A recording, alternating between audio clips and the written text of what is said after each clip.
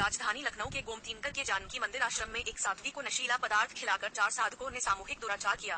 विरोध करने पर उसे प्रताड़ित किया गया और जान से मारने की धमकी दी गई। यह आरोप लगाते हुए साध्वी ने गोमतीनगर थाने में चारों साधकों के खिलाफ रेप की FIR दर्ज कराई है। पीड़िता ने यह भी आरोप लगाया कि आश्रम के महंत से शिकायत करने पर उन्होंने आरोपितों का ही पक्ष लिया और कहा कि यहाँ रहना है तो यह सब सहना पड़ेगा। ADCP पूर्वी का कहना है कि साध्वी के आरोपों की जाँच की जा रही है। जाँच पूरी होने के बाद ही आरोपितों के खिलाफ आगे की कार्रवाई की जाएगी।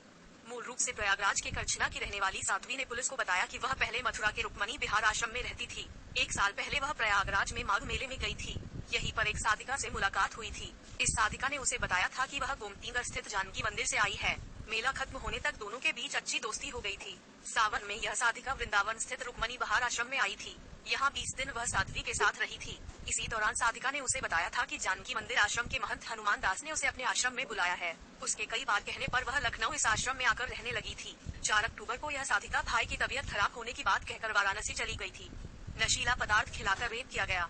पीड़िता का आरोप है कि साधिका के वाराणसी जाने के बाद 4 अक्टूबर को ही साधक दुर्वासा ने खाने में नशीला पदार्थ दे दिया था। आरोप है कि उसके बेसुध होने पर दुर्वासा के साथ छोटे मौनी, बड़े मौनी और मनमोहन दास ने दुराचार किया। देर रात होश में आने पर उसने खुद को निर्वस्त्र पाया। वहीं चारों आरोपित भी खड़े थे। उसने शोर मचाने की कोशिश की तो उसे जान से मारने की धमकी दी गई। आश्रम में रहना है तो सब कुछ सहना होगा। पीड़िता ने आरोप लगाया कि उसने महंत हनुमान दास से इन चारों की शिकायत की तो उसकी नहीं सुनी गई। महंत ने आरोपितों का बचाव किया और कहा कि यहाँ रहना है तो सब सहना पड़ेगा। आरोपियों ने साध्वी को धमकी दी थी कि शिकायत करने पर हत्या करवा दी जाएगी। इंस्पेक्टर गोमतीनगर दिनेश चंद्र मिश्र ने बताया कि 4 अक्टूबर की घटना की अब रविवार को तहरीर मिली है। आरोपित आश्रम में नहीं मिले हैं। उनकी तलाश की जा रही है।